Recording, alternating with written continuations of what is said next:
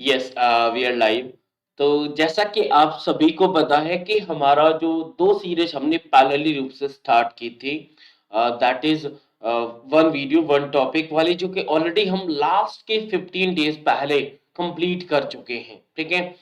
और इसके बाद हमने पैरेलली रूप से एक सीरीज और चलाई थी जो उसके जस्ट मतलब आगे आती है, मतलब 1 वीडियो मोर क्वेश्चन। इसमें हमें करना क्या था कि हम जो टॉपिक हमने पढ़ रखा है उस टॉपिक के मल्टीपल टेस्ट आपके बैच में अवेलेबल थे, लेकिन हम क्या करते थे, रात 9 बजे उस पर्टिकुलर टॉपिक से एक क्विज टेस्ट हम एग्जाम्पल के तौर पर यहां पर हमें लाइव में डिस्कस करना होता है। लेकिन कुछ ऐसे भी टॉपिक हमने देखे जिनको हमने मल्टीपल क्विज के साथ देखा। अब आप बोलोगे सर आपने तो बोला था कि हम एक ही क्विज कराएंगे, फिर आपने मल्टीपल क्यों कराया? मैंने इसीलिए कराया क्योंकि जिस टॉपिक का जितना वेटेज आपके एग्जाम पॉइंट ऑफ व्यू से रहता है उसका उतना ही टेस्ट आपके लिए जरूरी हो जाता है, क्योंकि ऐसा तो है नहीं कि सारे टॉपिक सिमिलर आपका वेटेज रखती हूँ आपके एग्जाम में, नहीं ना।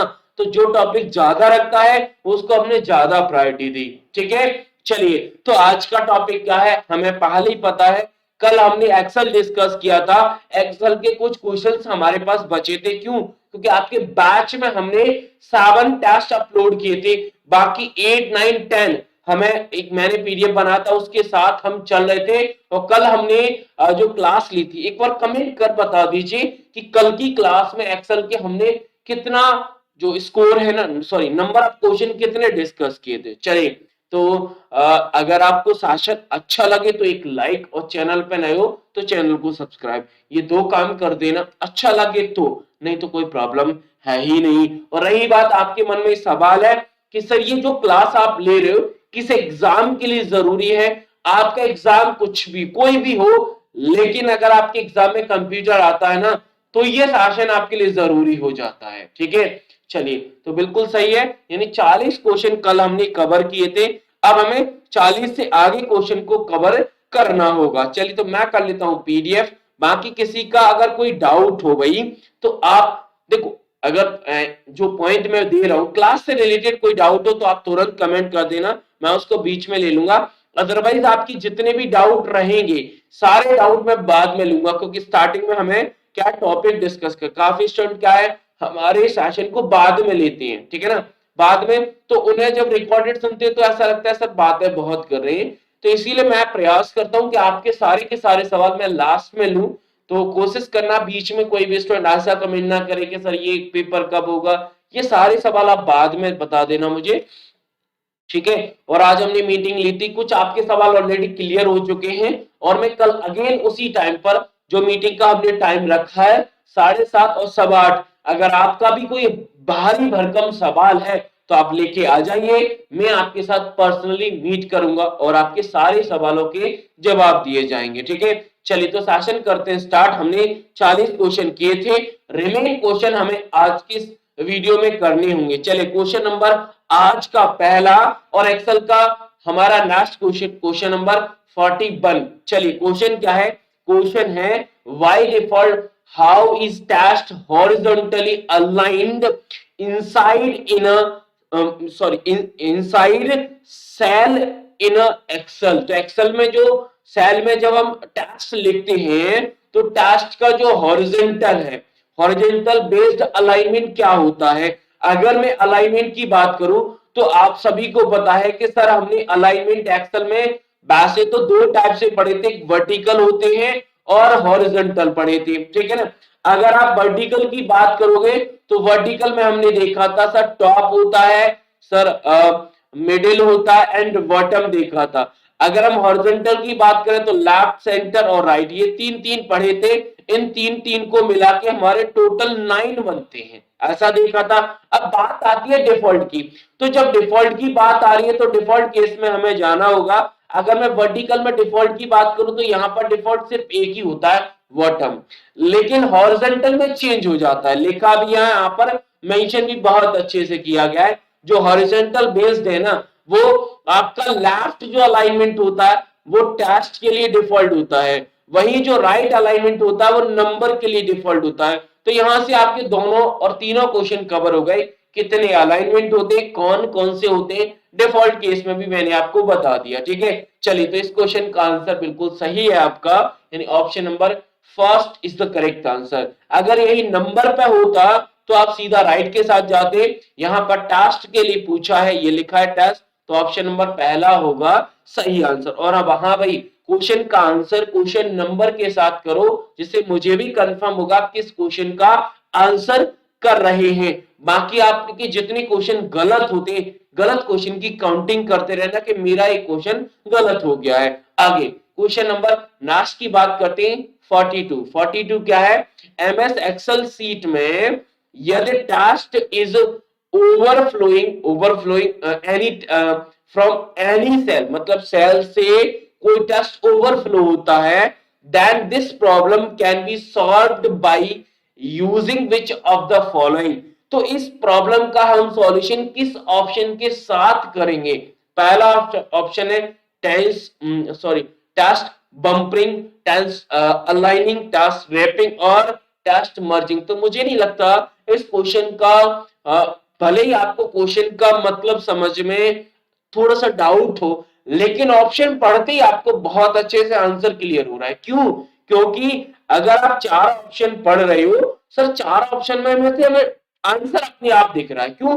क्योंकि चार ऑप्शन एक ऐसा टर्म है जो हमने पढ़ रखा है, बाकी टर्म हमने पढ़ ही नहीं रखे, तो हम उनके साथ कैसे जाते? मैंने कल भी आपको बताया था, हमें क्या करना है, हम उस चीज का कलेक्शन अक्सर करते हैं जो हमारे पास है नहीं। जबकि एग्जाम का रियलिटी ये है कि अगर आप एग्जाम में उस चीज का कलेक्शन करोगे जो आपके पास अवेलेबल है, जिस चीज का आप यूज करके आए, जिसका आपने पढ़ाई की है, उसका यूज करोगे तो उसका आउटपुट आपको ज्यादा मिलेगा।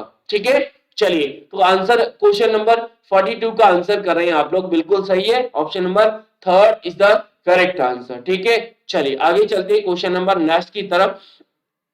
43 क्या कह रहा है, एमएस एक्सेल 2000 जो भी हो वर्जन, वर्जन पर हम मैटर नहीं करेंगे। चलिए एमएस एक्सेल में एक मतलब क्या लिखा है 1 2 3 4 और ये मतलब नंबर लिखा है 1234 और 5555 के बीच की संख्याओं को हरे रंग से प्रदर्शित करने के लिए एमएस एक्सेल के किस फीचर्स का उपयोग किया जाता है?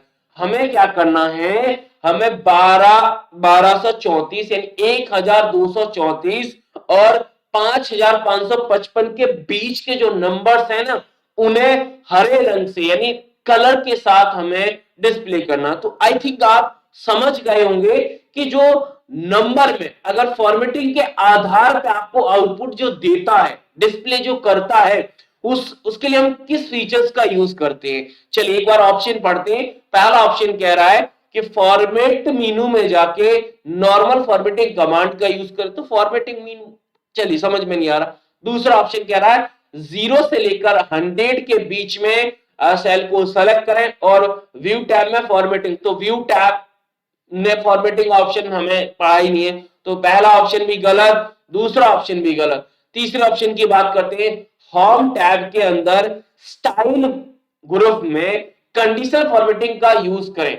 चौथा ऑप्शन कह रहा है कि आवश्यक संख्याओं को हरे रंग से फॉर्मेट करने के लिए इफ फंक्शन का यूज कर सकते हैं। चलिए तो इफ का यूज किया जाता है, आप कंडीशन के आधार पे कोई आउटपुट चाहते हो, ठीक है ना, जबकि कंडीशनल फॉर्मेटिंग एक ऐसी कमांड है जो फॉर्मेटिंग के आधार पे आपको आउटपुट देता है, फॉर्मेटिंग। और यहां पर कलर दिया गया है, तो कलर से ये आइडेंटिफाई हो रहा है फॉर्मेटिंग की बात करें तो ऑप्शन नंबर सही आंसर होगा ऑप्शन नंबर थर्ड। अगर आपको पता है ना, तो एक सवाल और आपसे करना चाहता हूं, वो ये है कि यहां पर अब ऐसा तो है नहीं कि कंडीशन फॉर्मेटिंग में एक ही रूल हो, नंबर ऑफ रूल्स हमने पढ़े थे, ठीक है ना। मैं आपसे पूछना ये चाहता हूं कि आपका ये 1234 और 5555 ये जो हमने कंडीशनल फॉर्मेटिंग रूल लगाया, तो हमने कौन सा रूल अप्लाई किया, ठीक है ना, जिससे हमें संख्याएं हरे रंग में रिप्रेजेंट होना स्टार्ट हो जाती हैं। तो कौन सा रूल लगाया? रूल हमने बहुत सारे पढ़े, कौन कौन से? बहुत सारे लिमिटेड पढ़े, जैसे हाईलाइट से रूल पढ़ा, टॉप एंड बॉटम पढ़ा है, आइकॉन सेट पढ़ा है, ठीक है ना, हमने डेटा बार पढ़ा है, कलर स्किल पढ़ाई, 5 रूल्स पढ़े थे। 5 रूल पढ़े थे, बस इसमें से बता दीजिए कि कौन सा इसमें इस क्वेश्चन में रूल अप्लाई हुआ है कंडीशनल फॉर्मेटिंग का। ठीक है, बता सकते हैं, कमेंट कर बता दीजिए। मैं चलता हूं आगे आपके क्वेश्चन नंबर 44 की तरफ। क्या है? एक्सेल में what is shortcut key use to fill the selected cell with active cell to the right. मतलब आपको क्या करना है, आपने उस शॉर्टकट की का यूज करना है जिससे आप जो आपका सेलेक्टेड सेल है उसके दाईं ओर वाली सेल से डेटा भर जाए। उसके दाईं ओर में नहीं क्या है, दाईं ओर एक्टिव सेल से भरने के लिए। ठीक है, समझ गए। दाईं ओर जैसे आपने किसी सेल का सिलेक्शन किया, उसके जो दाईं ओर है, राइट हैंड साइड है, राइट हैंड साइड मतलब जैसे आपने सेलेक्ट किया तो उसके जो, जैसे सपोजड आप, मैं बता रहा हूं आपका क्या मतलब है इसका। जैसे ये सेल है भाई, जब तक आप क्वेश्चन का आंसर करिए, ये सेल है आपकी, आपने क्या इस सेल का सिलेक्शन किया। मैं एक और बना लेता हूं जिससे एक क्वेश्चन और क्लियर हो जाएगा। जैसे मैंने क्या किया, मैंने इस सेल का सिलेक्शन किया है, मैंने इस सेल का सिलेक्शन किया।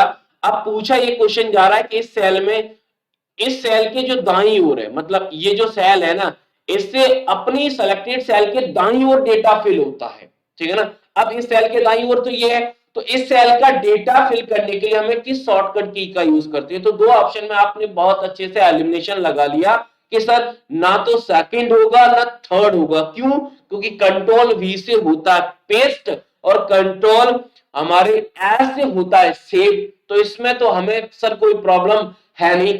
बचे दो ऑप्शन, कंट्रोल आर और कंट्रोल डी। तो कंट्रोल डी कंट्रोल आर से क्या होता है, ये जो सेलेक्टेड सेल है यहां से राइट साइड में जो फिल होता है वहां पर हम कंट्रोल आर का यूज करते हैं। वहीं अगर आपको ये इस सेल का डाउन साइड में कोई डेटा फिल करना है तो उसके लिए हम कंट्रोल डी का यूज करते हैं। तो ध्यान रखना, अगर यहां पर डाउन साइड होता, ठीक है ना, तो डाउन साइड यूज किया जाता, यहां पर राइट साइड है तो ऑप्शन नंबर फर्स्ट होगा करेक्ट। बाकी आप लोगों ने कमेंट आंसर सही किया, यानी कंडीशनल फॉर्मेटिंग में सर ये जो यूज किया, काफी सर ने थोड़ा अच्छा प्रयास किया, काफी थोड़ा सा प्रयास में थोड़ी सी गड़बड़ है, कोई दिक्कत नहीं, आपने प्रयास तो किया, कुछ लोग तो प्रयास ही नहीं करते।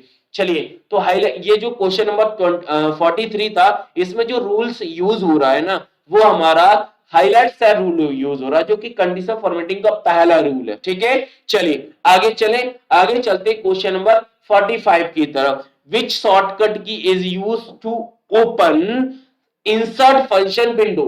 एक्सेल में अगर हमें इंसर्ट फंक्शन विंडो ओपन करनी है, यानी इंसर्ट फंक्शन करना चाहते हैं, तो शॉर्टकट की हमने क्या पढ़ी थी सर, ये तो बहुत आसान शॉर्टकट की है। क्यों?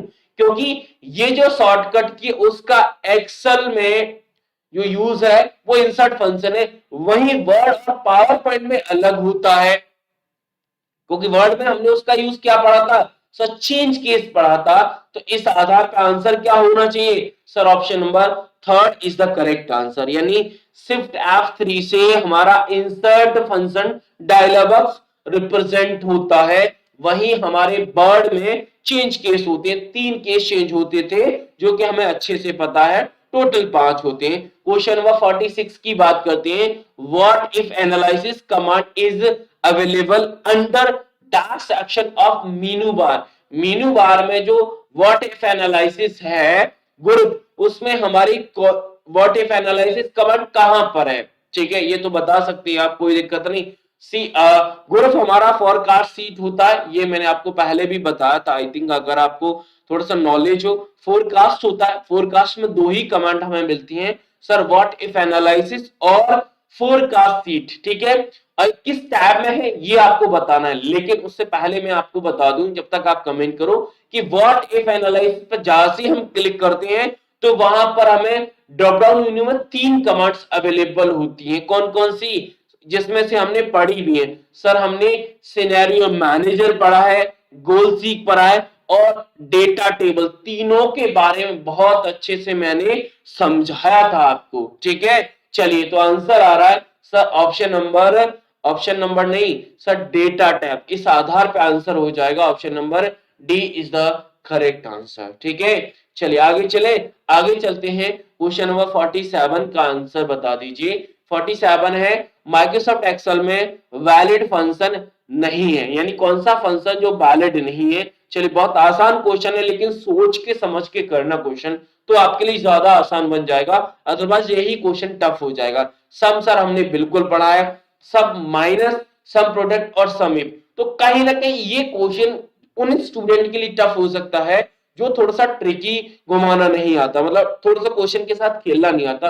तो सम पढ़ा है, सम के साथ इफ भी पढ़ा है, बचे दो ऑप्शन, सम माइनस और प्रोडक्ट। अब आप अगर थोड़ा सा पढ़ रहे हैं तो दूसरा ऑप्शन कहीं ना कहीं आपके माइंड में चुभ रहा होगा कि सर सम कर रहे हैं फिर माइनस कर रहे हैं, तो ये सर समझ में नहीं आया। हाँ, कभी कभी हम सम करके प्रोडक्ट करते हैं, मतलब गुणा करते हैं, सम कर लिया, या फिर पहले हम मल्टीप्लाई कर लेते हैं फिर गुणा। इसका मैंने जो कोई ऑप्शन नंबर, क्योंकि काफी स्टूडेंट, देखो मैंने इसका भी प्रैक्टिकल करा, इसका भी प्रैक्टिकल, लेकिन ऑप्शन नंबर थर्ड का प्रैक्टिकल नहीं करा, तो इसके लिए मैंने एक क्वेश्चन सेपरेट रखा है आपके लिए, तो वो भी मैं आपको कराऊंगा। इस क्वेश्चन का आंसर हो जाएगा option number B is the correct answer. ठीक है, चलिए आगे चलते हैं। क्वेश्चन नंबर 48 की बात करते हैं। एमएस एक्सेल में वो कौन सा ग्रुप है होम टैब के अंदर जो format cell dialog box available में होता है। फॉर्मेट सेल डायलॉग बॉक्स में अवेलेबल होता है, मतलब फॉर्मेट जैसे, मतलब जैसे हम उस पर क्लिक करते हैं तो फॉर्मेट डायलॉग बॉक्स अवेलेबल हो जाएगा हमारा। तो क्लिपबोर्ड से होगा? बिल्कुल नहीं। लैंग्वेज होता ही नहीं है, एडिटिंग से होगा नहीं, तो ऑप्शन नंबर सीधा हो जाएगा, third is the correct answer. जैसे हम फॉर्मेट सेल डायलॉग बॉक्स पे क्लिक करते हैं तो हमें मल्टीपल टैब मिलते हैं, अगर आपको पता हो सर, फॉन्ट भी मिलता है, नंबर भी मिलता है, अलाइन भी मिलता है, ठीक है ना, और हमें बॉर्डर भी मिलता है। तो ये प्रोडक्शन, ये सारे टैब्स हमने बहुत अच्छे से देखे भी थे। और एक शॉर्टकट की और पढ़ी थी हमने फॉर्मेट सेल डायलॉग्स को रिप्रेजेंट करने के लिए, उसको जरा कमेंट बॉक्स में लिख दीजिए, मैं देखना चाहता हूं कितने स्टूडेंट को याद है। चलिए मैं चलता हूं जब तक आगे क्वेश्चन नंबर 49 की तरफ। एमएस एक्सेल में निम्नलिखित में से किस मीनू ग्रुप में हमारे मीनू ग्रुप में ग्रुप, अनग्रुप और सब टोटल कमांड अवेलेबल है या ऑप्शन अवेलेबल है? जी बता दीजिए। तो कहीं ना कहीं ऐसा नहीं है कि आपके एग्जाम में एमएस वर्ड की ही कमांड्स पूछी जाए कि वो किस टैब में और किस ग्रुप में अवेलेबल है, जरूरी नहीं है, क्योंकि एक्सेल का भी आ सकता है और पावर पॉइंट का भी आ सकता है। इसीलिए अगर आपने मेरे शासन देखे थे तो मैंने उस चीज को बहुत अच्छे से समझा था कि कौन सी टैब कहां पर मिलती है, और मिसमैच का जो ऑप्शन, मतलब जो कंफ्यूजन था, वो कहीं ना कहीं मैंने आपका बहुत हद तक दूर भी किया था। क्यों? क्योंकि मेरा टारगेट रहता है, अगर आपने वर्ड पढ़ा है तो उसका एक्सेल में किस प्रकार से हम यूज करते हैं, रिलेशन और डिफरेंस दो पॉइंट के साथ हमने पढ़ा था, ऐसे ही हमने पावर पॉइंट पढ़ा था। चलिए, तो ग्रुप सबसे लास्ट कमांड ग्रुप होता है हमारे सबसे लास्ट कमांड ग्रुप होता है हमारे किसके अंदर सर? डेटा टैब के अंदर, जिसमें हमारे पास तीन कमांड्स है सर, ग्रुप है, अनग्रुप और सब टोटल है।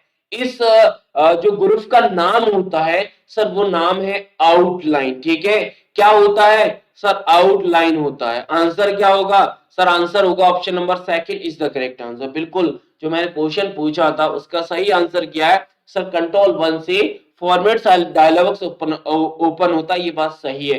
कंट्रोल 2 भी पढ़ाया था, 3 भी पढ़ाया था, 4 5 सब पढ़े हमने, 09 भी पढ़ा है। ये शॉर्टकट की कुछ ऐसी हैं जो अक्सर रिपीट होती रहती है। आगे क्वेश्चन नंबर 50 की बात करते हैं। एमएस एक्सेल में आप नीचे दिए जो आपके ऑप्शंस की एक लिस्ट दी गई है, उस लिस्ट के अनुसार पेज ब्रेक का हम यूज करना चाहते हैं। इनमें से कौन सा ऐसा ऑप्शन है जो पेज ब्रेक के स्टेप को फॉलो करता है? चलिए, चार ऑप्शन है, अब चारों में से पेज ब्रेक हमें लगाना है, तो पेज ब्रेक के लिए हम क्या करेंगे? चलिए, तो पहला ऑप्शन, थोड़ा सा मुझे जो ऑप्शन एलिमिनेट कर रहा है, आप आंसर करिए, पहले मैं ऑप्शन एलिमिनेशन बताता हूं। तो ऑप्शन एलिमिनेशन से अगर आप जाओगे तो लास्ट वाला ऑप्शन आप देखते ही हटा सकते हो। क्यों? क्योंकि फॉर्मेट के अंदर हमारा पेज लेआउट नहीं आता, ये कंफर्म हो गया। चलिए, अब पेज लेआउट के अंदर, अब यहाँ पे देखो पेज लेआउट पे जाओ, फिर पेज सेटअप कमांड ग्रुप के अंदर पेज ब्रेक, ये ठीक है, इसमें असमंजस है। चलिए, अगर आप फर्स्ट और थर्ड भी देखोगे तो पहले रो का सिलेक्शन करो, फिर टास्क लेआउट, ये गलत है। टास्क लेआउट के अंदर नहीं रहता पेज ब्रेक, ये हमारे पेज लेआउट के अंदर कमांड है, ये कंफर्म है। तो पहला ऑप्शन आप देखते ही हटा सकते हो। अब बचे दो ऑप्शन। अब आपको बताना ये है कि जब हम किसी रो पर या फिर किसी मतलब लिस्ट पर हम पेज ब्रेक लगाना चाहते हैं या फिर हमें पेज ब्रेक यूज करना है, तो हमें पहले रो का सिलेक्शन करना होता है या डायरेक्ट हो जाता है। अगर इन दोनों बातों में आप डिफरेंस क्रिएट कर पाते हैं तो ऑप्शन सेकंड और थर्ड में भी आप आंसर सेलेक्ट कर पाओगे, ठीक है ना, क्योंकि उसमें वही डिफरेंस है जो मैं आपसे पूछना चाह रहा हूं कि पहले रो का सिलेक्शन होगा या फिर डायरेक्ट जाके पेज ब्रेक लगा लोगे। तो पेज ब्रेक लगाने से पहले हमें कंफर्म करना होगा कि पेज ब्रेक हम करना किसका चाहते हैं। तो पेज ब्रेक हमेशा ऐसे होता है, तो रो का सिलेक्शन होगा, कॉलम का सिलेक्शन नहीं होता है, ये भी आपको आना चाहिए, ठीक है ना। चलिए, तो आंसर क्या हो जाएगा sir? Option number third is the correct answer. पहले करना है रो का सिलेक्शन, उसके बाद पेज लेआउट टैब के अंदर पेज सेटअप ग्रुप में जाओगे तो वहां से कमांड्स मिलेगी हमें ब्रेक्स, और उसके अंदर मिलता है हमें इंसर्ट पेज ब्रेक। तो आंसर ऑप्शन नंबर थर्ड हो जाता है। आगे चलते हैं, क्वेश्चन नंबर 51 की बात करते हैं। Which of the following is not an underline option available in font tab of the format cell dialogs. तो समझ में आ गया, यानी जो हमारा फॉन्ट टैब या फिर फॉर्मेट सेल डायलॉग्स है उसके अंदर जो फॉन्ट टैब होता है, जब हम फॉन्ट टैब में जाते हैं तो अंडरलाइन के हमें मल्टीपल ऑप्शन मिलते हैं। अब क्वेश्चन ये पूछा जा रहा है कि जो अंडरलाइन के ऑप्शन होते हैं उन अंडरलाइन के ऑप्शन में इनमें से कौन सा ऑप्शन नहीं होता है। तो जैसे आप अंडरलाइन ऑप्शन पे क्लिक करोगे तो हमें डिफॉल्ट रूप से तो नन मिलता है, लेकिन बाकी के टाइप जैसे सिंगल होता है, डबल होता है, इसके अलावा दो और होते हैं जो कि हमें थोड़े से कंफ्यूजिंग, अगर आपने नहीं किए तो उनके बारे में आप थोड़ा सा एलिमिनेशन से भी नहीं लगा सकते, जो है आपके सिंगल अकाउंटिंग और डबल अकाउंटिंग। तो अगर आपको ये पता था तो आप आराम से लगा सकते थे। तो सिंगल डबल तो होता है, लेकिन दोनों में आप कंफर्म नहीं कर सकते कि ये तो होते ही नहीं है, क्योंकि ये हमने अक्सर सिंगल डबल पढ़ी थी, सिंगल लाइन या डबल लाइन, लेकिन एक्सेल में अंडरलाइन के थोड़े टाइप दो और बढ़ जाती, सिंगल और डबल अकाउंटिंग के नाम से आता है, ट्रिपल नहीं होता। तो option number first is the correct answer, ठीक है। चलिए आगे चलते हैं, क्वेश्चन नंबर 52 की बात करते हैं। एमएस एक्सेल में जो मोड फंक्शन है, मोड, उसका यूज हम क्यों करते हैं? पहला ऑप्शन कह रहा है कि returning reminder of division, division से रिमाइंडर को भेजने के या प्राप्त करने के लिए, ठीक है भाई। मॉड्यूल्स वैल्यू इंटीजर के लिए, रिटर्न द, ये भी भाग मतलब भाग से, तो मुझे नहीं लगता, मुझे ऑप्शन नंबर जो भी है आप एक बार कंफर्म करिए, फिर मैं आंसर आपको रिप्रेजेंट करता हूं भी। क्वेश्चन है आसान, लेकिन अगर आपने फंक्शन नहीं पढ़ा है तो यही क्वेश्चन आपके लिए टफ हो जाएगा। मोड फंक्शन का हमने यूज पढ़ा था सर, हमें शेषफल प्राप्त होता है, क्या? शेषफल, ठीक है ना। तो जो रिमाइंडर होता है वो आउटपुट में देता है, तो आंसर होगा option number first is the correct answer, ठीक है ना। Option number first is the correct answer. आगे चलें, आगे चलते क्वेश्चन नंबर 53 की बात करते हैं। What will be output of MS Excel, function लिखा है पावर 3-2। चलिए, तो ये तो पावर का है, तो सिंपल सा है, पावर में क्या होता है, यानी 3 की पावर -2। चलिए, इसको आपको सिंप्लीफाई करना है, चलिए तो आराम से कर सकते हैं। 3 की पावर माइनस में है तो यही कहां पर पहुंच जाएगी, प्लस में करने के लिए हमें 1 डिवाइड बाई होना चाहिए, ऐसा ही होगा ना। चलिए, तो क्या होगा, 3 की पावर 2 का मतलब क्या है, 9। अब 9 का सीधा 1 में मल्टी डिवाइड दे दो, जो आउटपुट मिलेगा वही हमारा आंसर होगा। चलिए, तो 9 का जैसे हम डिवाइड करेंगे कितनी बार जाएगा, एक बार तो जाएगा नहीं, तो 0.1 होगा। आप डिवाइड करोगे तो इसी आधार पर आंसर होगा option number fourth is the correct answer, ठीक है। हो गया ना, क्योंकि पावर मेन है, पावर अगर पावर माइनस में है तो 1 डिवाइड बाई उस पावर को प्लस में हो जाता है, जैसा कि आपने पढ़ा भी होगा, ठीक है। चलिए, क्वेश्चन नंबर 54 की बात करते हैं। एक फंक्शन है राउंड 1.66 से जाके 7 हो जाता है, आपको राउंड फंक्शन हमारा किस कैटेगरी में आता है, एक बार कैटेगरी कमेंट बॉक्स में बताइए कि कौन सी कैटेगरी है। चलिए, तो राउंड फंक्शन का यूज हम करते क्यों है। अब ये जो टू है ना, ये डिफाइन करता है कि जो डेसिमल के बाद वैल्यूज आएंगे उनके कितनी रेंज तक हम डेसिमल को लिखेंगे। चलिए, तो टू लिखा है तो दो तक लिखेंगे, तो वन तो आना है। अब उसके बाद सिक्स रहेगा, अब सिक्स आ रहा है तो ये ऑटोमेटिक सेवन हो जाता है, ठीक है ना, एट नहीं होगा, सेवन होगा। Option number third is the correct answer. बिल्कुल, तो आप लोग अच्छा प्रयास करें सर। राउंड फंक्शन हमारा मैथ्स एंड ट्रिग्नोमेट्री कैटेगरी में आता है। सही है भाई, कोई प्रॉब्लम नहीं है, ठीक है। चलो आगे चले, आगे चलते हैं, क्वेश्चन नंबर 55 की बात करते हैं। 55 क्या कह रहा है, टास्क को स्क्रॉल करते समय एक्सेल का टॉप रो फ्रीज करने के लिए फ्रीज पैन में कौन सा ऑप्शन का हम सिलेक्शन करेंगे जो विंडो सेक्शन के अंतर्गत अवेलेबल है, जो व्यू टैब में है। तो हमें ये बताना है कि किस ऑप्शन का हम सिलेक्शन करें जिससे हमारी टॉप रो फ्रीज हो जाए, ठीक है ना। जब हम स्क्रॉल करें तो वो फ्रीज रहे। लेकिन इससे सवाल का आंसर आप लोग करिए, लेकिन मैं एक सवाल आपसे पूछना चाहता हूं, वो ये है कि जैसे व्यू टैब में जाते हैं, व्यू टैब में हमें जो विंडो कमांड ग्रुप उसके अंदर फ्रीज पैन मिलता है। फ्रीज पैन के अंदर हमारे पास तीन कमांड्स अवेलेबल हैं। अगर तीनों के नाम पता है तो आराम से आप बता सकते हो कि इस क्वेश्चन का आंसर क्या होगा, अदरवाइज आपके माइंड में कंफ्यूजन ही क्रिएट होगा। तो जैसे फ्रीज पैन पे हम क्लिक करेंगे तो पहला रहता है फ्रीज पैन, जिसमें हमारा जो फ्रीज रो एंड कॉलम दोनों फ्रीज हो जाते हैं। वही टॉप, अब आगे के दो ऑप्शन ही हमारे डिपेंड करते हैं कि कब हम फर्स्ट लगाते हैं कब टॉप लगाते हैं। क्योंकि आप अगर ऑप्शन पे थोड़ा सा दिमाग लगा रहे हो तो यहाँ पे देखो फ्रीज टॉप रो है, ठीक है, अच्छी बात है, ये टॉप रो दिया है, बाकी और फर्स्ट भी दिया है। तो हमें कंफ्यूजन ये कि फर्स्ट होगा या टॉप होगा, फर्स्ट होगा या टॉप होगा, ये कंफ्यूजन है। दो ही टर्म ऐसे हैं जो हमेशा आपको ऑप्शन घुमाएगा एग्जामिनर, लेकिन आपको घूमना नहीं है। अब देखो, आप सभी को पता है कि रो कैसे जाती है, रो ऐसे जाती है, रो ऐसे जाती है, और वही कॉलम हमारे ऐसे जाते हैं, जाते कि नहीं जाते, ये कॉलम होते हैं। यहीं से आपको फर्स्ट और टॉप दोनों समझने होंगे। अगर मैं रो की बात करूं तो रो, जैसे मैं पूछूं कि ये रो फर्स्ट है या टॉप है, अब आप देख ऊपर की तरफ देखोगे तो टॉप दिखेगा, क्योंकि रो ऐसे जा रही, नीचे नीचे चलती चली जा रही, तो हम ऊपर देखेंगे टॉप दिखता है। वहीं अगर हम ऐसे देखते हैं तो कॉलम हमें फर्स्ट दिखता है इधर। तो कॉलम हमेशा, जब हम जो ऑप्शन होगा जैसे फ्रीज कॉलम के साथ लगाना तो फर्स्ट कॉलम होगा, वहीं अगर फ्रीज रो के साथ जाना चाहते हैं तो टॉप रो होगी। रीजन क्या है, आगे से आप कंफ्यूज्ड नहीं होगे कि हमारी फर्स्ट कॉलम होगा या टॉप कॉलम होगा, ठीक है ना। तो फर्स्ट, क्योंकि कॉलम ऐसे काउंट करें तो हम फर्स्ट की तरफ जा रहे हैं। वही आपको अगर कॉलम याद भी नहीं है तो आप रो को याद कर लो, याद करने की जरूरत भी नहीं है, क्योंकि रो को अक्सर हम ऐसे देखते हैं। तो जब ऊपर वाली रो को देखेंगे तो ऊपर मतलब टॉप, तो यहां से आपका आंसर हो रहा है sir freeze top row. Option number second is the correct answer. ऐसा नहीं, फ्रीज फर्स्ट कॉलम, फर्स्ट जो होता है कॉलम के साथ लगता है। आगे क्वेश्चन नंबर 56 की बात करते हैं।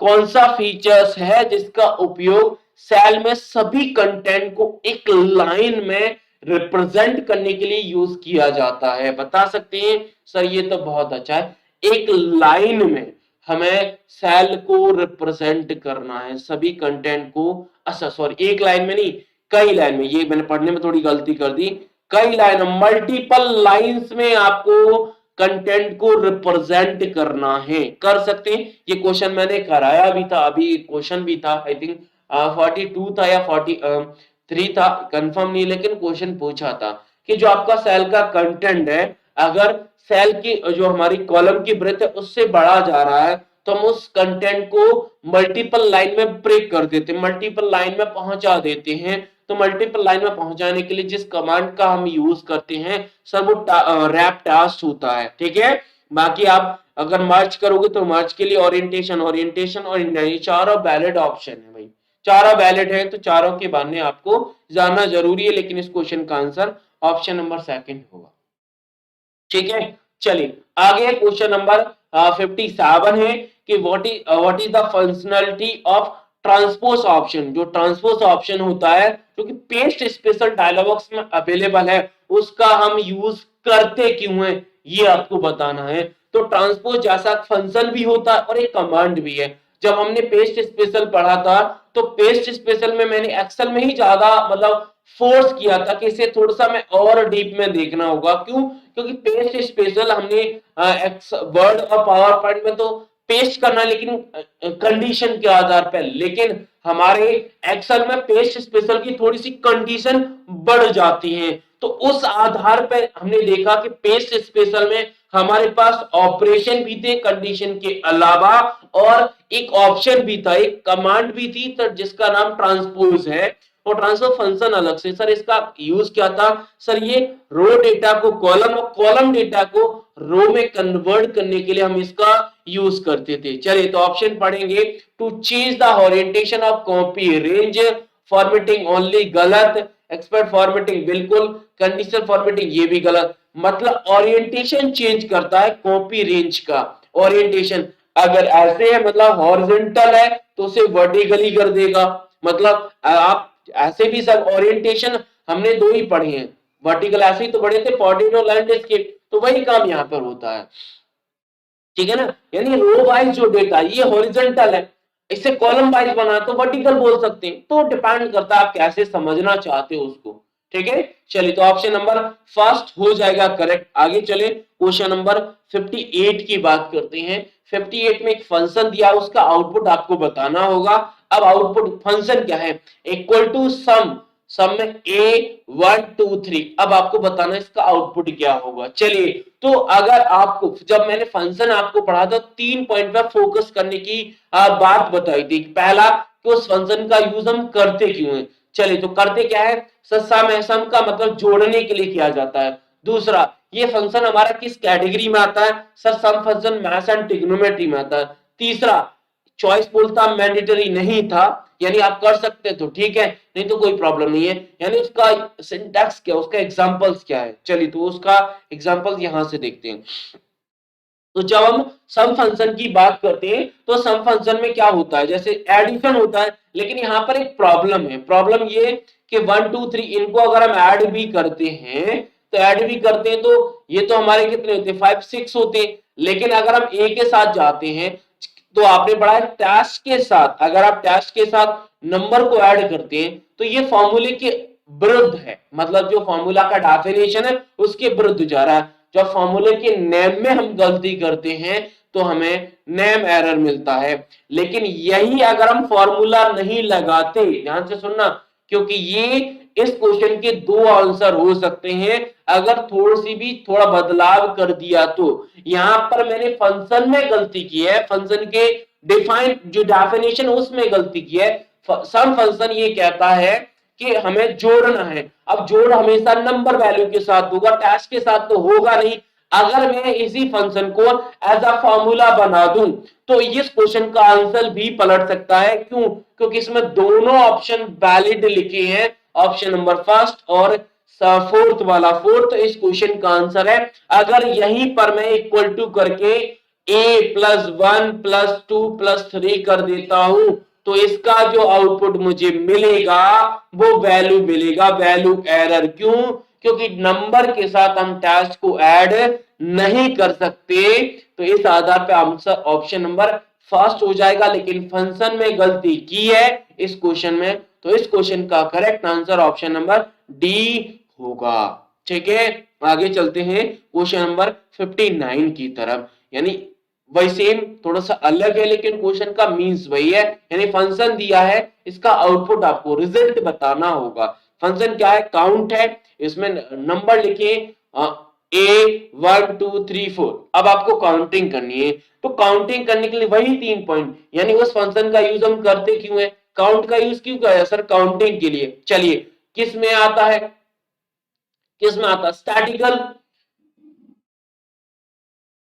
सिंटैक्स, एग्जांपल्स बता सकते हैं? बिल्कुल। चलिए तो जैसा कि आप सब भी, तो काउंट फंक्शन का यूज किया जाता है नंबर वैल्यू को काउंट करने के लिए। टास्क वैल्यू को काउंट नहीं करेगा। ये मैंने नोट में भी आपको लिखाया था, ठीक है ना, नोट में लिखा था कि जो काउंट फंक्शन होता है वो सिर्फ और सिर्फ नंबर वैल्यू को काउंट करता है, टास्क वैल्यू को काउंट नहीं करता। चलिए, तो नंबर कौन है, 1 है, 2 है, 3 4, चार ही नंबर है तो आउटपुट 4 आएगा, 5 नहीं आएगा। काफिशिएंट 5 कर रहे, जो कि गलत है भाई। चार नंबर है तो चार ही वैल्यू काउंट करेगा, बाकी ए को काउंट करेगा ही नहीं, ठीक है। चलिए, ऑप्शन नंबर 1 नहीं होगा, सी होगा, ठीक है। चलिए, अगर समझ में आ गया तो क्वेश्चन नंबर 60 और कर दीजिए, क्योंकि जानबूझ के मुझे पता था कि आप पहला आंसर करोगे, इसलिए मैंने एक और क्वेश्चन आपको एज अ प्रैक्टिस के लिए दे दिया है। चलिए, अगेन क्वेश्चन है काउंट, लेकिन रेंज में नंबर लिखिए। यहाँ पे लिखा है, मैं लिख देता हूं, मैं और इसको क्लासीफाई कर देता हूं। काउंट में नंबर लिखा है 0,0,A,0। अब आपको बताना है कि इसका आउटपुट क्या होगा। तो जैसा कि मैंने प्रीवियस क्वेश्चन में आपको बताया था कि काउंट फंक्शन का यूज हम काउंटिंग के लिए करते हैं, वो भी नंबर वैल्यू। अगर आप सोचिए कि ये 0 नंबर है, ये 0 नंबर, ये 0 नंबर, तो कितने आउटपुट है, और ए को काउंट नहीं करेगा क्योंकि टास्क वैल्यू है, तो टास्क को काउंट करता ही नहीं है। तो आंसर होगा option number D is the correct, क्योंकि तीन ही वैल्यूज है, बाकी एक टास्क वैल्यू है, तो उसे मैटर नहीं करेगा, ठीक है। आगे चले, आगे चलते हैं क्वेश्चन नंबर 61 की तरफ। एक्सेल स्प्रेडशीट में फंक्शन दिया है, फॉर्मूला दिया है, उसका आउटपुट आपको बताना है, उसका रिजल्ट बताना है। फॉर्मूला क्या है, डिवाइड ब्रैकेट ओपन 9 और 3। ये क्वेश्चन मैंने कहीं आपको कराया भी था, लेकिन आप थोड़ा सा गड़बड़ करोगे, मुझे पता था करोगे। अगर मैं आपको याद दिला दूं, कल मैंने कराया था इक्वल टू DIB, और आई थिंक यही यही चीज थी, या 10 था, जो भी था, ऐसे था जहां तक मुझे याद है। तो ये क्वेश्चन मैंने पूछा था आपको, एक क्वेश्चन नंबर याद नहीं, कल के लेक्चर में पूछा था। अब आपको पूछना डिवाइड 9। अब वहां पर मैंने बताया था कि जब डिवाइड देना है तो डिवाइड के लिए हमारे पास फंक्शन है ही नहीं, तो डिव का सीधा एरर आ गया था। और यहाँ पर अच्छी बात है कि एक ही एरर फिर से अगेन अवेलेबल है, तो ऑप्शन नंबर सीधा हो जाएगा ऑप्शन नंबर बी। ना कि काफी लोग इसका आंसर थर्ड कर रहे हैं, जो कि गलत है। हाँ, मानता हूं कि 9 में 3 का डिवाइड देंगे तो हमें 3 मिलेगा, लेकिन फंक्शन जब है ही नहीं, जब कोई फंक्शन है नहीं, उस फंक्शन को हम लगा रहे हैं, तो फंक्शन के नाम में गलती कर रहे हैं। एरर अगर आपने पढ़े हैं, वैल्यू और नेम, इन दोनों फंक्शन में अक्सर प्रॉब्लम होती है स्टूडेंट को। नेम एरर जब आता है जब हम किसी फंक्शन के नाम में गलती करते हैं। तो यहाँ पर नाम में गलती बिल्कुल की गई है, क्योंकि डिवाइड वाला फंक्शन है नहीं, तो यहाँ पर सीधा हम क्या करते हैं, यूज करते हैं। क्वेश्चन नंबर 62 की तरफ जाते हैं। Which of the following is not a valid function. Function पढ़े थे, चलिए बिल्कुल पढ़े हैं, लेकिन वैलिड फंक्शन नहीं है वो बताने, इनवैलिड फंक्शन कौन सा है। चलिए, तो चार ऑप्शन है। अब इस क्वेश्चन में काफी स्टूडेंट तुक्का लगाइए, काफी स्टूडेंट थोड़ा सीरियस भी। ऑप्शन पढ़ो, एक बार नहीं 2 बार पढ़ो, पढ़ते ही आंसर आपको डिफाइन हो जाएगा, पढ़ते ही हो जाएगा। आपको ये नहीं पकड़ना, मैंने पहले स्टार्टिंग में बताया था कि आपके पास क्या नहीं है, आपको ये चेक करना है कि हमारे पास क्या है, उसका हम यूज कैसे करें, तो वही यहां पर यूज होगा। जैसे आपने पढ़ा मिनी ना, ठीक है ना, आपका मिनट, मैक्सिमा, ठीक है ना, मैक्सिमा और मिनिमम। तो अगर आप ऑप्शन पढ़ रहे होंगे तो ऑप्शन में आपने एक फंक्शन पढ़ा था, मैं थोड़ा याद दिला देता हूं सर। एक पढ़ा था मिन फंक्शन, पढ़ा था एक मैक्स फंक्शन, पढ़ा था कि नहीं पढ़ता। अब इस मिन फंक्शन का यूज क्या है सर, मिनिमम वैल्यू को डिफाइन करता, मिनिमम वैल्यू कौन सी है, ठीक है, समझ में आया। तो अगर आप ऑप्शन पढ़ रहे हो, तो जब मिनिमम के लिए हम मिन फंक्शन का यूज करते हैं, तो क्या मिनिमम फंक्शन का यूज किया जाएगा, नहीं। बाकी फंक्शन आते हैं कि नहीं आते ये मैटर ही नहीं करता।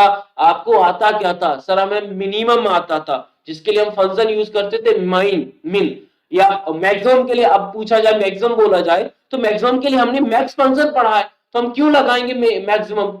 तो इस आधार पर आंसर ऑप्शन नंबर डी। तो वही बात यहां पर भी अप्लाई होती है, यानी जरूरी नहीं है कि जो चीज हमारे पास है नहीं उससे हम क्वेश्चन को कर पाए, जो हमारे पास है उससे भी सारे क्वेश्चन किए जा सकते हैं, ठीक है। आगे क्वेश्चन नंबर 63 की बात करते हैं। which of the following appear top at the top of a worksheet. Worksheet के टॉप पर क्या होता है, यानी जब हमने एक्सेल का इंटरफेस देखा था तो हमारे जो एक्सेल का वर्किंग एरिया वर्कशीट, उस वर्कशीट के टॉप पर क्या मिलता है हमें। पहला ऑप्शन है हॉरिजॉन्टल स्क्रॉल। हॉरिजॉन्टल स्क्रॉल हमारे वर्कशीट के बॉटम में मिलता है कि जो कि राइट साइड में होता है, ठीक है। स्टेटस बार वर्कशीट के बॉटम में होता है। वर्टिकली स्क्रॉल हमारे राइट कहां पे होता है सर, राइट साइड में होता है। फॉर्मूला बार सर ये टॉप पर होता है। इसके अलावा हमारा रिबन भी होता है, हमारा नेम बॉक्स भी होता है। तो आंसर क्या होगा सर, आंसर होगा option number D is the correct answer. तो जो इंटरफेस है ना वो भी जरूरी है, क्योंकि ऐसा नहीं है कि इंटरफेस सर हमने नहीं पढ़ा, हमने सीधा कमांड का यूज किया। भाई किया है अच्छी बात है, लेकिन पहले ये तो समझ में आना कि इसका यूज हम करते क्यों है, क्योंकि जब किसी का मतलब नहीं पता होगा तो यूज करना तो बहुत दूर की बात हो जाती है।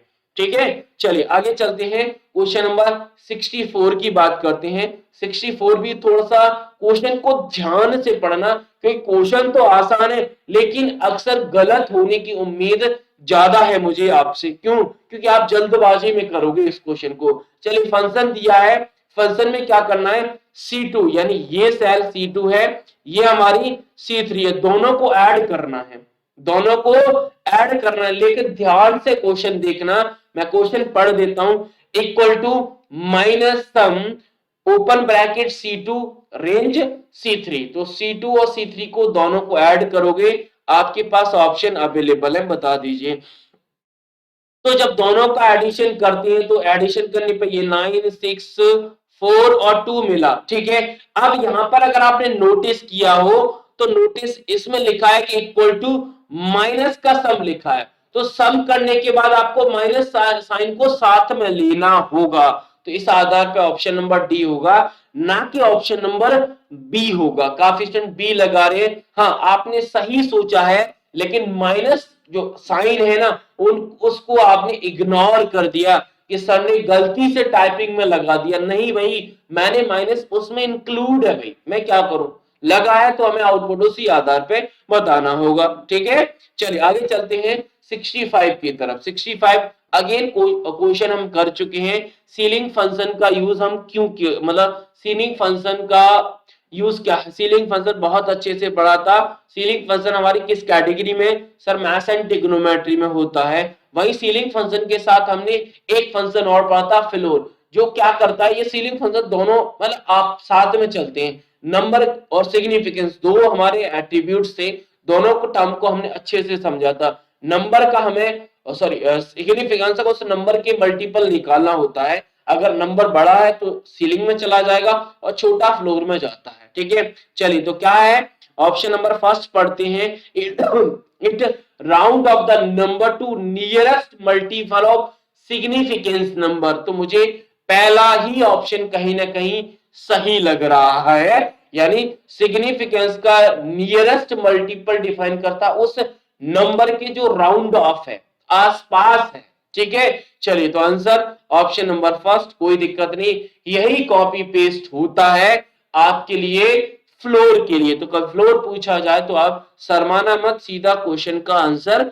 लगा देना। क्वेश्चन नंबर 66 की बात करते हैं। Some part of chart like legend, title, data table, data label, तो ये जो होते हैं वो हमें किस नाम से हम जानते हैं। तो एक बार अगेन मैं नाम पढ़ूंगा तो आपको ऑटोमेटिक नाम से समझ में आ जाएगा क्या क्या है। सर लीजेंड है, टाइटल है, डेटा टेबल है, डेटा लेबल है। तो इसे क्या कहते हैं, चार्ट का figure, chart element, chart section या चार्ट।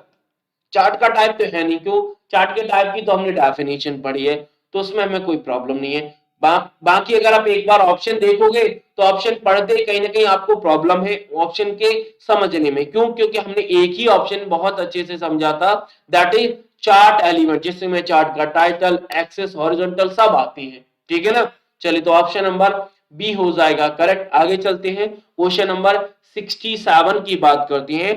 ट्रस्ट डिपेंड, जो ट्रस्ट डिपेंड कमांड्स है वो किस सेक्शन में अवेलेबल है। सेक्शन मतलब आपको बताना है आपको बताना है, ये क्वेश्चन आंसर दिख रहा, आंसर में हाइड कर दिया है, आपको बताना है कि किस टैब में अवेलेबल है ट्रस्ट डिपेंड। तो अगर आप पढ़ोगे तो पढ़ते ही आपको समझ में आ गया, रिव्यू और व्यू में तो है नहीं। क्यों? क्योंकि जब रिव्यू और व्यू हमने पढ़ा था वो हमने वर्ड से मैच किया था, उसमें ज्यादा डिफरेंस था नहीं। तो आंसर ट्रस्ट ट्रस्ट डिपेंड हमने वर्ड में इतना ज्यादा देखा नहीं है, यहाँ क्या है ही नहीं, तो देखा कहां से? तो आंसर हो जाएगा option number D is the correct answer. ये हमारे ऑप्शन नंबर, यानी दो ही टैब अलग थे, एक फॉर्मूलाज था, दूसरा डेटा था, तो इन दोनों में से ज्यादा प्रायोरिटी देंगे जो हमारी ऐसी कमेंट्स आएगी जो हमने सुनी नहीं है, तो वो इसी में जाएगी। ठीक है, चलिए, तो आंसर ऑप्शन नंबर हो जाएगा डी, बिल्कुल करेक्ट आंसर है, मैं लिखा भी था तो कोई प्रॉब्लम नहीं है। आगे जाते हैं क्वेश्चन नंबर नेक्स्ट की तरफ। क्वेश्चन नंबर नेक्स्ट हमारा 60, जस्ट वेट, एक just wait wait wait wait wait wait. चलिए, तो नेक्स्ट क्वेश्चन है, क्वेश्चन का नंबर देख लीजिए आप लोग, लेकिन नंबर से ज्यादा क्वेश्चन क्या पूछा है वो डिपेंड करता है। क्वेश्चन क्या है वो डिपेंड करता है क्वेश्चन। चलिए, क्वेश्चन है 68, क्या है? जब आप एक्सेल का उपयोग कर रहे हैं तो आप एक्सेल राइट क्लिक करते हैं, कहां पर? फॉर राइट, अच्छा, एक्सेल का उपयोग करते हैं, आप राइट क्लिक करते हैं, राइट क्लिक जैसे ही करोगे तो फॉर्मेट सेल विकल्प को चुनते हैं, तो फॉर्मेट सेल जो डायलॉग बॉक्स हमारा रिप्रेजेंट हो जाएगा आपके सामने। अब क्वेश्चन ये है कि फॉर्मेट सेल जो डायलॉग बॉक्स आएगा उसमें जो टैब्स आते हैं उनमें से कौन सा टैब नहीं मिलता इन चार ऑप्शन में से? फॉन्ट मिलता है सर, बिल्कुल मिलता है। अलाइनमेंट मिलता है सर, बिल्कुल मिलता है। क्या बॉर्डर मिलता है सर? बॉर्डर मिलता है क्या सर? बिल्कुल मिलता है। सीट मिलता है सर? नहीं मिलता। तो और कौन सी? सर नंबर भी होता है, सर हमारा फिल भी होता है, प्रोडक्शन भी होता है। तो ये सारी टैब हमने कहीं ना कहीं पढ़ी है, तो आंसर हो जाएगा, क्योंकि ये जो टैब है ना वो आपको कहां पे मिलेगा?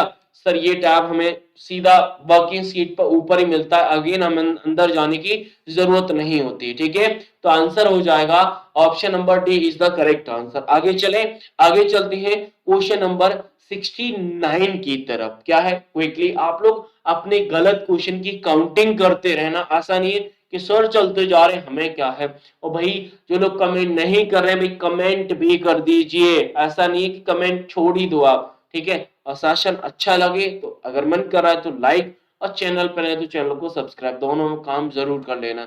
नहीं आपको लग रहा है सर अभी नहीं कर, हम बाद में करेंगे, तो बाद में कर देना, करके जरूर जाना, जो भी अच्छा लगे। चलिए 69 आंसर है, और 69 क्वेश्चन है कि cell reference that will not change when copy, मतलब जब हम किसी सेल से हम कॉपी करते हैं और दूसरे सेल में एड्रेस को पेस्ट करते हैं, तो जो वो सेल रेफरेंस, वो सेल एड्रेस बताना जो चेंज नहीं होता। जबकि जब हमने सेल के एड्रेस पढ़े थे या रेफरेंस एड्रेस पढ़े थे तो हमने तीन पढ़े थे, एक हमने रिलेटिव पढ़ा था, एक हमने रिलेटिव पढ़ा था, दूसरा हमने एब्सोल्यूट पढ़ा था। कौन सा?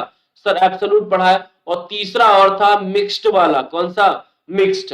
तो हमने मिक्स्ड रेफरेंस एड्रेस है, ये तीनों के तीनों हमारे पास क्या है सर? ये रेफरेंस एड्रेस है जो कि हमेशा डॉलर के साथ जाते हैं, लेकिन हमारा जो रिलेटिव रेफरेंस एड्रेस होता है इसमें डॉलर का यूज हम नहीं करते, इसकी पहचान यही है। और इसका एक डेफिनेशन ये है कि जब हम एक सेल से एड्रेस को कॉपी करते हैं और दूसरी सेल में जब पेस्ट करते हैं तो जो एड्रेस होता है वो चेंज हो जाता है, वो होता है रिलेटिव रेफरेंस एड्रेस।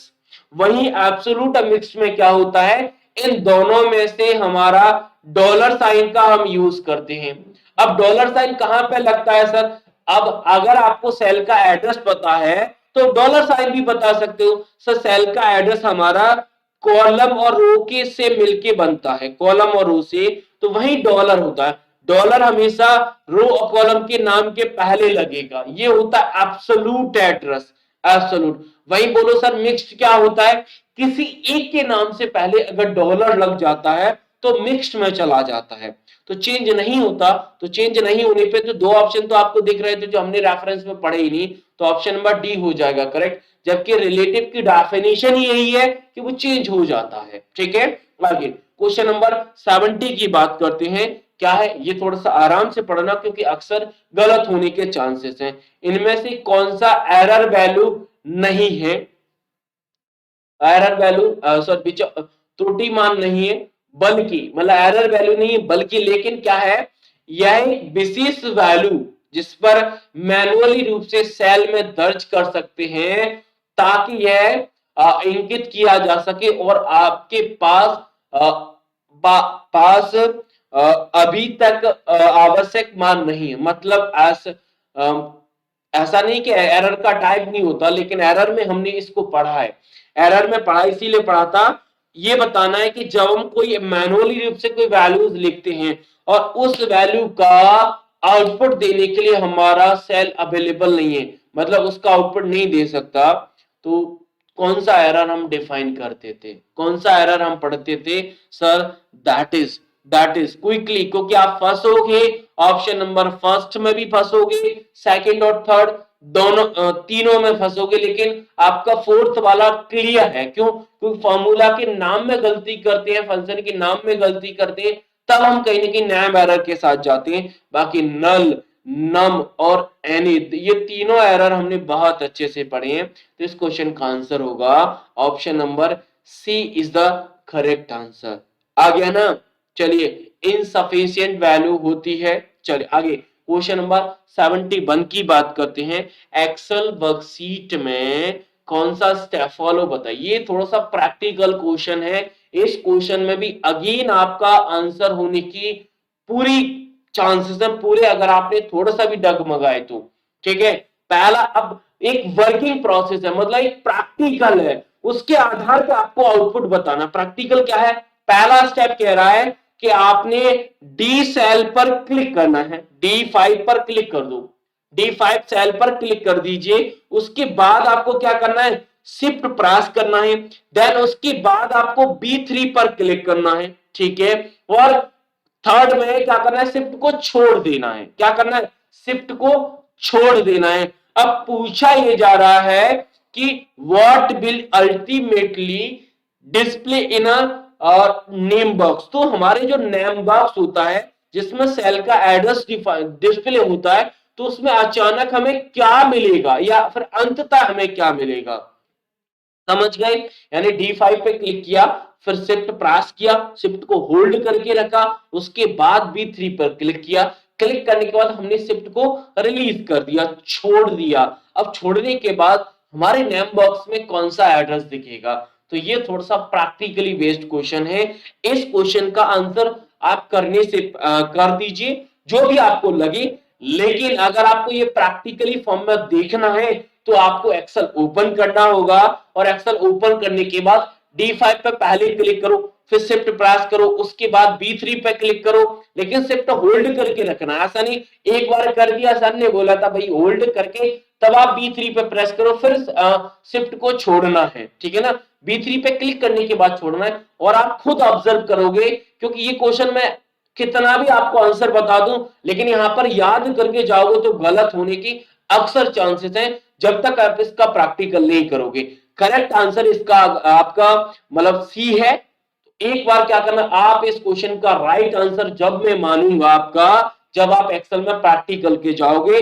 नहीं तो इस क्वेश्चन को अगर आपने तुक्के से कैसे भी सही कर दिया है, इवन आपने पढ़ के भी सही किया है ना, तो मेरी तरफ से आपका ये क्वेश्चन गलत है, क्योंकि आज तो आपको याद है, कल आप भूल जाओगे। इससे बेहतर एक बार प्रैक्टिकल करके देख लीजिए, अगर किया है तो बहुत अच्छी बात है, नहीं किया तो करना है आपको। ठीक है, आगे क्वेश्चन नंबर 72 की बात करते हैं। क्या है?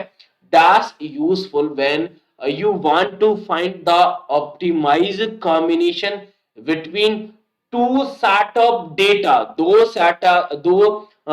सेट ऑफ डेटा के बीच में हमें जो कॉम्बिनेशन है उसको ऑप्टिमाइज करना है। तो यहां से मुझे चार्ट की डेफिनेशन क्लियर हो रही है, चार्ट की डेफिनेशन क्लियर हो रही है। क्यों? देखो, लाइन चार्ट का हमने यूज पढ़ा था, समय के साथ परिवर्तन को दिखाता है। बार चार्ट का दो वैल्यूज के बीच में कॉम्बिनेशन या कंपैरिजन को दिखाता है। वही पाई हमारा होल के पार्ट की बात करता है। लेकिन हमारा जो सरफेस चार्ट था ना, उसकी अगर आप डेफिनेशन देखोगे तो डेफिनेशन में क्लियर लिखा है, to find the optimise combination between two set of data या फिर वैल्यूज। ये मैंने क्लियर लिखा है, तो यहां से आपका सीधा डेफिनेशन भी क्लियर हो रहा है और क्वेश्चन भी क्लियर हो रहा है। वैसे ऑप्शन अगर एलिमिनेट करोगे तब भी आपका आंसर सही निकलेगा, तो आंसर हो जाएगा option number fourth is the correct answer. आगे क्वेश्चन नंबर 73 की बात करते हैं। 73 क्या है कि आपको गलत और सही स्टेटमेंट बताना है। अब स्टेटमेंट में क्या है, चलिए पीविट टेबल में सटीक रिजल्ट प्राप्त करने के लिए डेटा में अच्छे आकार में बढ़ने के लिए कौन सा स्टेटमेंट सही और गलत है। यानी पीविट टेबल का अगर हम रिजल्ट एक्यूरेट चाहते हैं तो सही स्टेप क्या है। पहला स्टेटमेंट है कि source data should have no blank row और कॉलम, नो सब टोटल। यानी अगर हमारे पास जो सोर्स डेटा है उसमें कोई भी खाली रो, खाली कॉलम और ना ही खाली सब टोटल होना चाहिए, तो हमारा पीविट टेबल में जो रिजल्ट मिलेगा, रिपोर्ट मिलेगी, वो एक्यूरेट मिलेगी। वहीं option number statement number second कह रहा है different column can be have the same name. जो अलग अलग कॉलम है उसका नाम सेम हो सकता है, तो ये तो मुझे सेकंड वाला ऑटोमेटिक गलत लग रहा है। क्यों? क्योंकि रो और नाम के जो रो एंड कॉलम है उनके नाम ही अलग अलग होते हैं, सेम नहीं होते। सेम होके फिर आप पता ही नहीं कर पाओगे किस कॉलम में किस रो में आपने डेटा लिखा है, तो ये तो गलत है। बाकी रही बात स्टेटमेंट नंबर फर्स्ट की, तो फर्स्ट वाला सही होगा। क्यों? क्योंकि जब आप रो एंड कॉलम ब्लैंक छोड़ दोगे तो वहां पर कंफ्यूज हो जाएगा रिपोर्ट देने के लिए। अगर आपने ब्लैंक नहीं छोड़ा तो एक्यूरेट आपको रिजल्ट मिलेगा पीविट टेबल के अंदर। तो पीविट टेबल के अंदर अगर आप एक्यूरेट रिजल्ट चाहते हैं तो no blank row and column और सब टोटल होना जरूर। कोई भी सब टोटल खाली मतलब सब टोटल नहीं होना चाहिए, ना ही खाली रो ना ही खाली कॉलम होना चाहिए, तो एक्यूरेट मिल जाएगा। आगे चलते हैं क्वेश्चन नंबर आज का सेकंड लास्ट है हमारा। क्या है? By default of pivot table dash any field. मतलब जब हम फील्ड में, या फिर मैं इस क्वेश्चन को और मतलब सारे क्या है, सारे फंक्शंस हैं। चलिए, तो जब हमने पीविट टेबल के फील्ड पढ़े थे तो 4 फील्ड हमारे पास थे। कौन कौन से? सर हमारे पास एक कॉलम था, एक रो थी और वहीं फिल्टर था। लेकिन क्वेश्चन पूछा है वैल्यूज हमारे फील्ड से। वैल्यूज फील्ड में कौन सा फंक्शन बाय डिफॉल्ट यूज किया जाता है? बाय डिफॉल्ट, ठीक है, सिंपल वे में आपको बताना है, ठीक है। लास्ट क्वेश्चन, क्वेश्चन नंबर हमारा 75 है, लेकिन 74 दोनों एक साथ करनी है। जिन्होंने 74 कर दिया वो 5 करिए। 5 एक बार मैं पढ़ देता हूं। एक फंक्शन है, फंक्शन क्या है? सम प्रोडक्ट है और एक में आपका 1 2 3 और एक ब्रैकेट में आपका 5 6 7 लिखा है। तो इस फंक्शन का अगर आपको यूज पता है तो अच्छे से बता जाओगे, अदरवाइज आपका हो जाएगा गड़बड़। यानी 1 2 3 और यहाँ पे लिखा है 5 6 7। अब यहां से जो आउटपुट मिलेगा उनको हमें सम करना होगा। यानी पहले होगा मल्टीप्लाई। क्या होगा?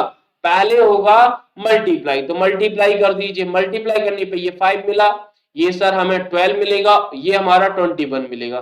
फिर होगा प्लस, ठीक है ना। यानी पहले क्या करना होगा? पहले प्रोडक्ट मल्टीप्लाई करना होगा, देन उसके बाद होगा प्लस। आप आई थिंक आप आंसर बता सकते हैं, लेकिन क्वेश्चन नंबर 74 का आंसर हो जाएगा ऑप्शन नंबर सेकंड। यानी काउंट फंक्शन हमारा डिफॉल्ट यूज किया जाता है पीविट टेबल के अंदर, इसका ऑप्शन नंबर सेकंड होगा।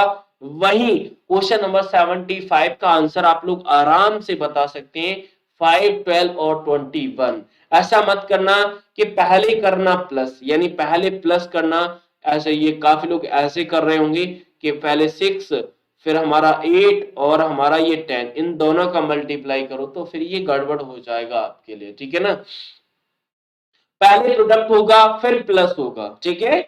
चलिए, तो आंसर क्या होगा? ऐड कर दीजिए। ऐड जैसे ही करोगे तो आपको आपका आंसर मिल जाएगा। That is option number B is the correct answer, ठीक है। मैंने बोला भी था कि सम का सम प्रोडक्ट वाला फंक्शन में आपको कराऊंगा, तो ये उसका सवाल है। बाकी और भी क्वेश्चन है, मैंने आप सभी को बताया कि मैं चार्ट को सेपरेट तरीके से बताऊंगा, तो चार्ट का एक सेशन हम सेपरेट करेंगे। बाकी 2 और है हमारे पास, प्रिंटर हमने लिखा है और हमने ईमेल का प्रैक्टिकल सेशन रखा है। ईमेल का प्रैक्टिकल सेशन है जो यहाँ पर ला लेते हुए मैं अपने 8 बजे से 8 बजे का टाइम है उस पर लूंगा। कब लूंगा आपको बता दूंगा, व्हाट्सएप और टेलीग्राम की मदद से। बाकी चार्ट्स के क्वेश्चन और प्रिंटर, इन दोनों के क्वेश्चन का 2 सेशन हमें सेपरेट तरीके से लेने हैं, जो स्पेशल और स्पेशल सीपीसीटी स्टूडेंट के लिए रहेंगे।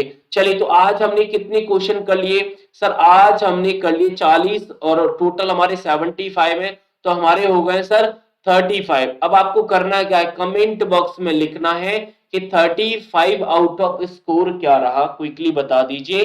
बाकी आपको 35 और कल भी आपका स्कोर है तो टोटल भी आप काउंट कर लेना। जैसे कल आपका 34 आया, आज जो भी है दोनों को काउंट करके 75 आउट ऑफ भी बताइए कि उसका स्कोर क्या है। ठीक है, चलिए, तो फिर आपका कोई सवाल है तो भाई आप कमेंट बॉक्स में वो भी बता दीजिए, मैं सारे सवालों के जवाब ले लेता हूं। बाकी सेशन को अभी तक लाइक नहीं किया तो एक लाइक, चैनल को सब्सक्राइब नहीं किया तो सब्सक्राइब, ये दोनों काम जरूर कर लेना।